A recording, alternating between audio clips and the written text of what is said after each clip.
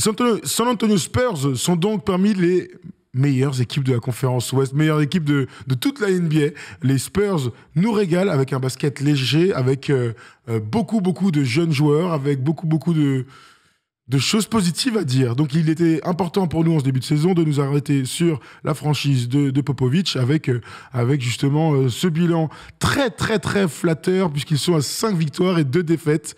Ils sont 3e derrière Portland et derrière Phoenix. Franchement, c'est tout à fait inespéré de voir un aussi bon basket et d'avoir autant de bons résultats du côté des Spurs. C'est incroyable. C'est incroyable ce que font les Spurs. Je suis complètement surpris. Ça se passe tellement bien qu'il y a même des joueurs qui se permettent de faire des hélicobits aux femmes qui bossent aux Spurs.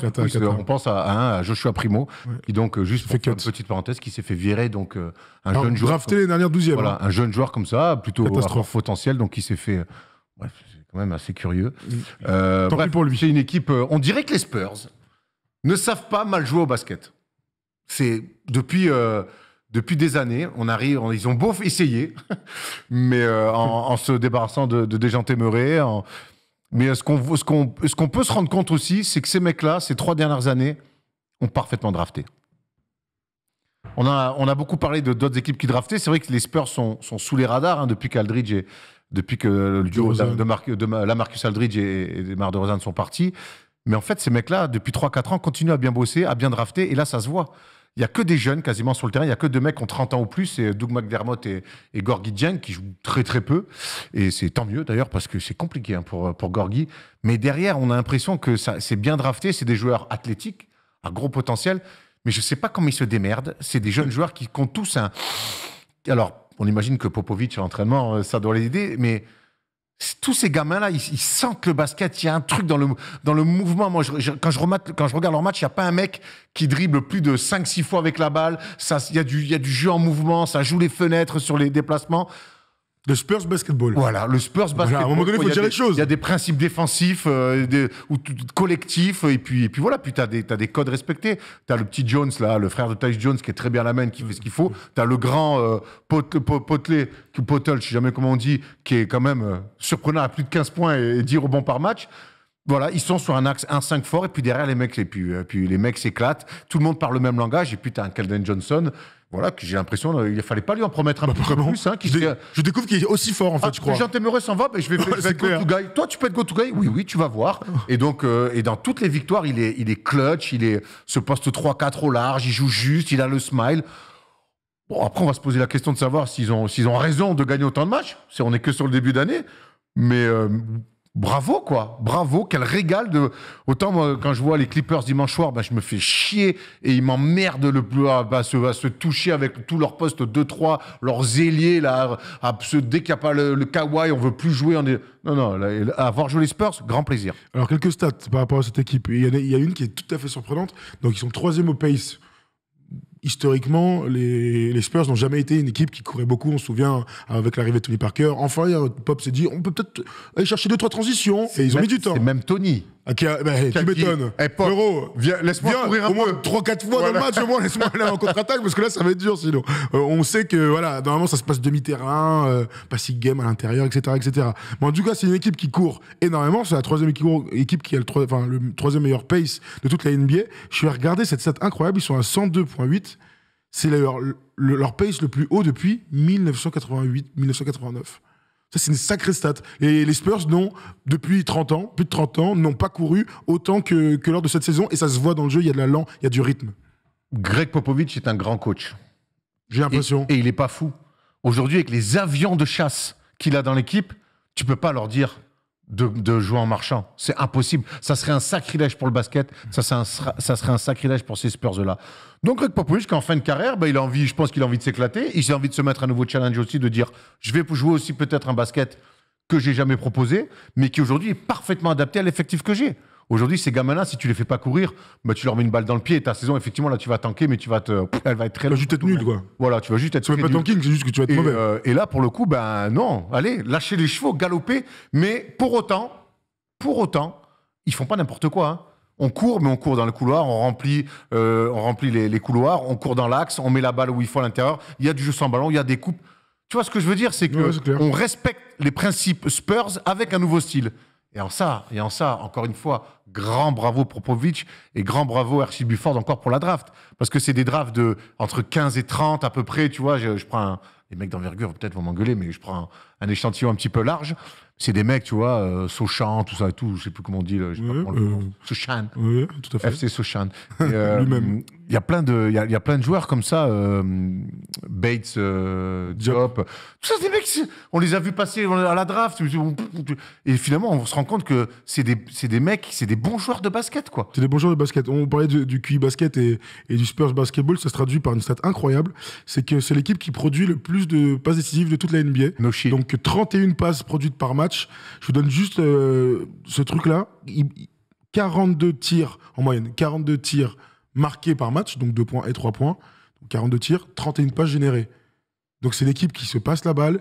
Évidemment, dans le basket actuel, il faut du pick and roll et de l'ISO, mais en fait, leur jeu se déploie par du mouvement, par des tirs ouverts et par cette envie de se faire des passes. Et ça se voit le high taste par rapport à ça. Pour cette équipe, tu le disais tout à l'heure, ils font vraiment kiffer et voilà, ça se traduit dans des stades de ouf. Et ce qui est cool avec cette équipe, c'est là où on voit qu'ils parlent tous le même langage, c'est que quand les mecs du banc rentrent, le niveau de jeu, l'intensité reste la même. Voilà. Tous les joueurs apportent la même chose. Alors oui, tu as Keldon Johnson qui est un petit peu... qui a pris clairement le lead là-dedans, mais je trouve que défensivement, offensivement, il n'y a pas de grands écarts, en tout cas, entre le banc et les starters. Et en ça, je trouve que c'est encore une fois un travail collectif où tout le monde est concerné. C'est des gamins, quelque part, qui ont envie de prouver qu'ils peuvent jouer à NBA, mais en même temps, ils sont en train de s'éduquer basket, ils sont disciplinés à la manière Popovic. Je trouve que c'est un vrai mélange entre un basket moderne et un basket d'équipe, de passing game. Et ça, en NBA, c'est assez rare. Il y a un truc qui est fou. Alors, on va parler de Keldon Johnson, qui est quand même à 24 points par match, 5 rebonds, 4 passes, et lui aussi, comme Donovan Mitchell, il est sur un nuage d'adresse, 45% au tir en presque 18 tentatives, mais surtout, il est à 43% à 3 points sur 9 tentatives. Alors, je ne sais pas si ça va durer toute la saison. La saison dernière, je suis sûr qu'à un moment donné, Desmond Bane, il allait un peu baisser. Il n'a jamais baissé. Je ne sais pas si Keldon Johnson sera capable de garder ce rythme, parce que ça l'envoie au All-Star Game, soyons clairs. Mais en tout cas, ouais, il a pris complètement possession du leadership de cette équipe. Il ose tout, il ne refuse rien, toujours dans le collectif, bien sûr, mais on le voit énormément, tu le disais, dans les victoires, même avec l'absence de David Vassell, qui est le deuxième meilleur scoreur, mais qui s'est blessé sur les derniers matchs. Ils continuent de gagner des games et ils ont gagné des matchs contre des vraies équipes aussi. C'est bien que les Wolves, par exemple. C'est bien que tu parles de Vassell parce qu'il fait kiffer, le nom m'avait échappé. Donc, ouais, Keldon Johnson. Mais quand tu es un jeune joueur comme ça, que je pense que ça fait depuis ta saison rookie, tu as Popovic derrière le cul qui a dû te mettre des petites sauces et qui cette année est venu te voir, il t'a dit ton équipe, mon gars, vas-y, j'ai confiance en toi. L'équipe a confiance en toi, mais ça doit te. Tu vois, quand tu as bossé pour en arriver là et qu'un mec comme Popovic, un système comme le système Spurs te met en avant comme ça, mais en fait, ça doit être... Je pense qu'ils l'ont préparé. Alors oui, on est un peu surpris de son niveau, mais moi, mon pote Guillaume de Biarritz, que j'embrasse, qui me parle beaucoup des Spurs, et je le raille un peu en disant « Mais arrête, faut que tu tankes, t'attireras jamais personne. » Mais finalement, il me dit « Non, mais on continue à bosser, on développe des mecs. » C'est vrai. Et ben oui, il a raison. Pour le coup, il a raison. Et je pense que ce qui se passe aujourd'hui avec Keldon Johnson, en fait, c'est un projet qui est en train, qui explose maintenant, mais c'est pas une surprise. Oh putain, il nous a surpris. Non, c'est quelqu'un qui font bosser, en qui ils ont cru dès sa draft et qui font bosser depuis 2 ou 3 ans. On rappelle que Popovic l'avait amené à Tokyo, l'été dernier, champion olympique, alors dans un tout petit rôle, mais c'est aussi comme ça. Oui, il aurait pu m'amener moi, ça aurait été pareil. Même impact. Mais voilà, en tout cas, c'est la confiance de Pop en un jeune joueur. Sur le principe, évidemment, tu peux trouver meilleur, mais dans l'évolution d'un gars, d'aller faire une campagne avec Team USA, en général, quand ils reviennent, ils sont tous super forts.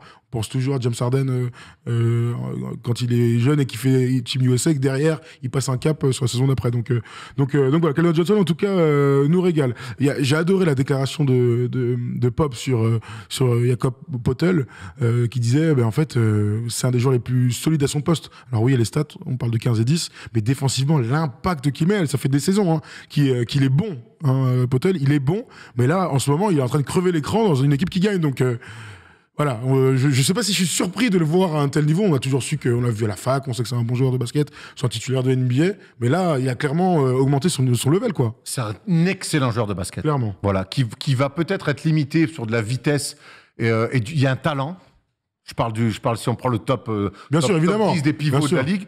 mais c'est un excellent joueur de basket. Il fait rien de mal, en fait. Il fait jamais d'erreur. Défensivement, il a toujours le pas qu'il faut pour être en aide. C'est un bon rebondeur, c'est un bon contreur. Il a un sens du timing sur le contre qui est très intéressant. Fort sur l'homme aussi. Donc, et puis en attaque, bon passeur, des moves, petit tir à mi-distance. C'est de l'or en barre. C'est de l'or en barre. Pour moi, c'est un Thiago Splitter meilleur. Tu vois ce que je veux dire? Ouais. C'est un Thiago Splitter meilleur. Ouais, mais clairement, ça se tient. Le Thiago Splitter, sur une saison, n'a jamais réussi à faire ce qu'il est en train de faire sur cette première semaine. Toujours pareil, bien sûr. Oui, mais on le suit depuis. Voilà, déjà, son début à Toronto, c'était très cool. Il était backup de Valanciunas, il me semble. C'était très bien ce qu'il faisait. Et quand il est envoyé aux Spurs, là aussi, je pense que les Spurs, quand ils le récupèrent, ils savent ce qu'ils veulent en faire. Là, c'est pareil, ça fait 2 ans qu'il est là-bas, 2-3 ans qu'il est là-bas. Et lui, ils le font jouer, il est titulaire. Et ils l'ont préparé à tout ça. En fait, c'est pas un hasard, c'est pas juste une bonne période pour les Spurs. Ils ont préparé ces mecs à ces responsabilités-là. Ouais, c'est clair. Vous êtes beaucoup à nous parler de Josh Primo, on en a un peu parlé tout à l'heure, mais on va pas... on peut rien vous dire de plus que vous ne savez déjà. Hein. Et le gars a fait une exhibition avec une employée. Il se fait cut après un an NBA. Qu'est-ce que vous voulez qu'on dise? Alors qu'il a montré de bonnes choses, c'est quand même un bon basketteur. Mais bon, si le gars il est givré, il a fait une Patrice Loco, le mec, faut qu'il arrête aussi. Donc il s'est fait cut. C'est très très rare de voir pas ce type de comportement, mais ce type de décision prise par une franchise. Du jour au lendemain, personne n'a compris. On savait qu'il allait avoir un truc plus grave que simplement un truc de basket. Mais un rookie en 2e année qui se fait cut comme ça. Écoute, on suivra cette affaire, mais on va rien vous raconter de plus, quoi. Non, mais ce que je veux dire, c'est qu'il va sûrement rebondir ailleurs. C'est un bon joueur de basket, donc il va sûrement rebondir ailleurs. Tu signes, toi, un mec qui sort son sgeg comme ça? En tout cas, si je trouve qu'il est bon, je fais une interview. D'accord. Bah, oui, après, il a mis un gros post sur les réseaux pour dire qu'il allait se faire traiter et tout ça. Après, le Cap d'Agde est une équipe à N3. Peut-être qu'il pourrait signer. Catastrophe. Non, mais honteux. Il y a un gars dont on va parler, il y a Josh Richardson dedans, là. Incroyable. On parlait des vétérans. Ah ouais, clairement. Il a pas 30 ans, mais c'est tout comme pour lui. Après, j'ai l'impression que ça fait 20 ans qu'il est dans la ligue. Clair. Mais c'est bien, lui aussi, lui qui a pas mal bourlingué, qui s'installe là-bas. Et puis c'est bien. C'est bien de développer des jeunes. Houston l'a appris à ses dépens, mais développer des jeunes sans faire jouer un vétéran, c'est compliqué. On l'a vu aussi un petit peu avec OKC.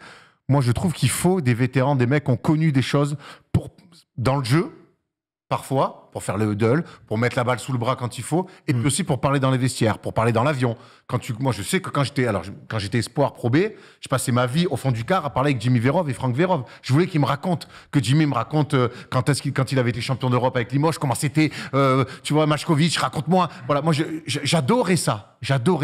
Et je pense que les jeunes en NBA, pareil, ils ont besoin d'avoir des anciens qui te racontent des histoires, qui quand ça va pas, viennent te parler, viennent te dire que c'est bien. Voilà, je pense que c'est primordial d'avoir des vétérans, pas forcément des mecs... Des stars ou quoi, oui. Des stars, mais des mecs qui, à un moment donné, connaissent le métier au sens large. Et donc, Josh Richardson rentre complètement dans cette case. Absolument. On va accueillir Clément. Clément, tout de suite, nouvel auditeur de la Libre Antenne, qui va pouvoir nous parler des San Antonio Spurs. Est-ce que tu m'entends, Clément? Oui. Ça va ou pas? Salut, Clément. Ça va? Ouais, tranquille, on est là, on parle des Spurs, équipe qui régale. Est-ce qu'elle te régale, cette équipe, toi aussi? Ouais, ils sont très enthousiasmants, ils sont chauds de fou. Voilà, ils mettent dedans Devin Vassell très fort avec Kendall Johnson, voilà, dans l'axe 3-4. Ils ont aussi le petit meneur, là, le frère à Tyrus Jones, c'est ça? Trey Jones. Ouais, Trey Jones. Ouais. Et voilà, très académique, je pense qu'il va avoir une bonne carrière de backup meneur comme son frère. Voilà, ils inventent des joueurs et on voit que la draft, les sophomores et les 2e années, les premières années, ils passent un cap. Voilà, ils ont un peu de vécu collectif par rapport à l'année dernière.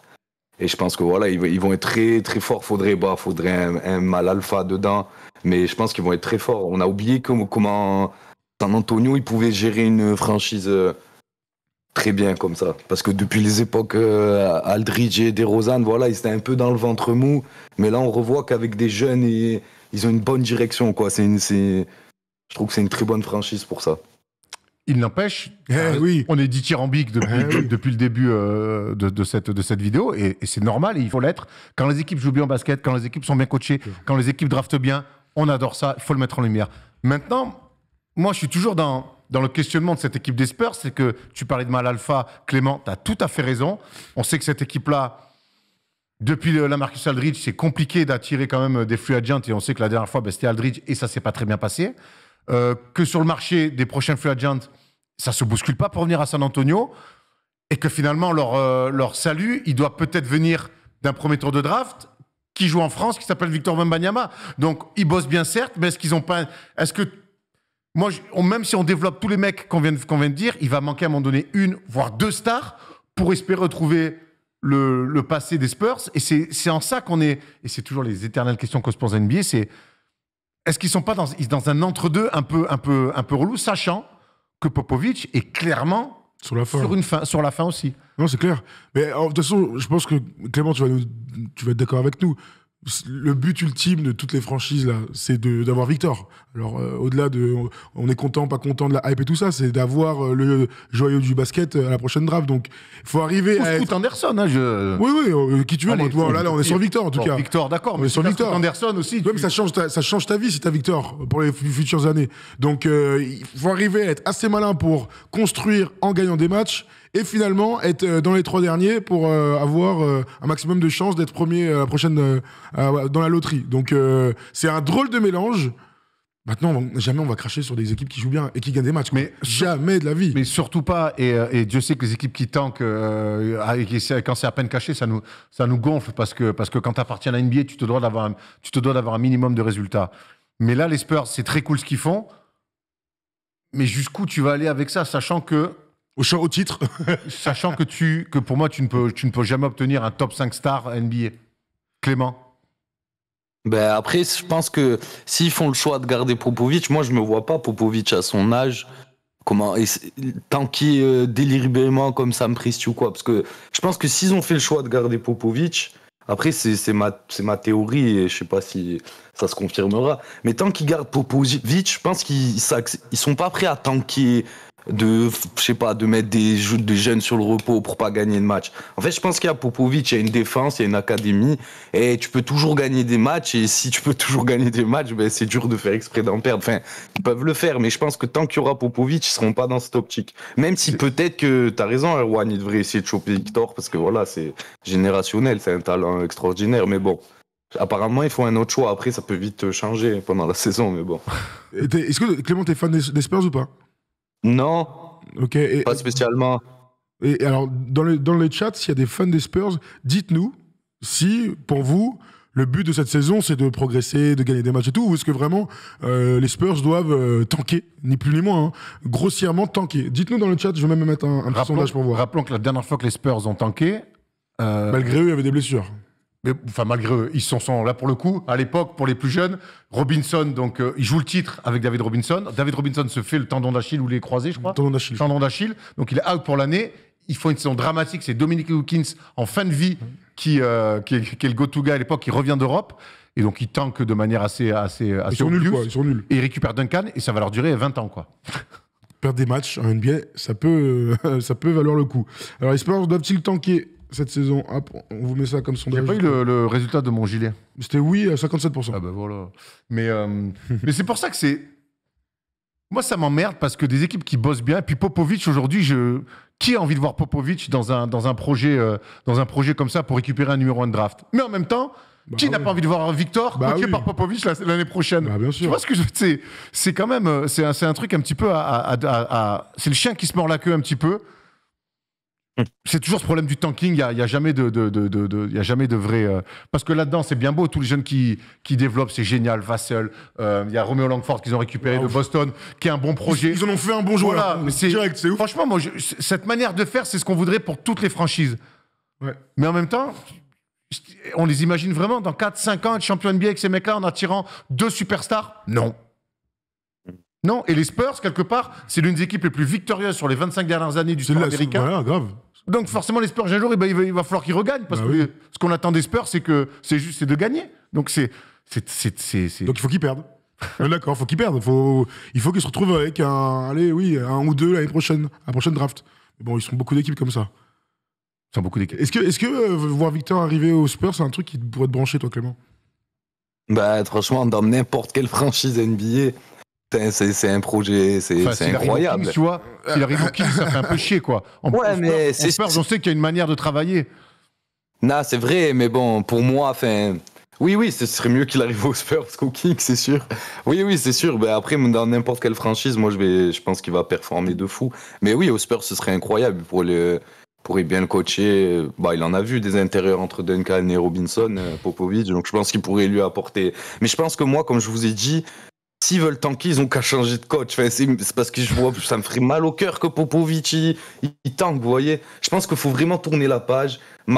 Comme OKC mettre un jeune là, comme Marc Daigneault ou je sais pas quoi, et au moins tu vois là, Popovic comment il va pas tanker, il est vieux et tout. Après Popovic, je rappelle qu'il il a pas envie d'arrêter parce qu'on sait que malheureusement il a perdu sa femme et que le basket, c'est ce qui lui fait se lever le matin, d'être coach et tout ça. Et que pour l'instant, c'est la raison pour laquelle il n'a pas arrêté. Hein. Tu te souviens Alors qu'il y a 2 ans, on pensait qu'il allait arrêter. Tu te souviens ce que nous avait dit Tony Parker quand on l'avait interviewé lors du match à Paris en 2020?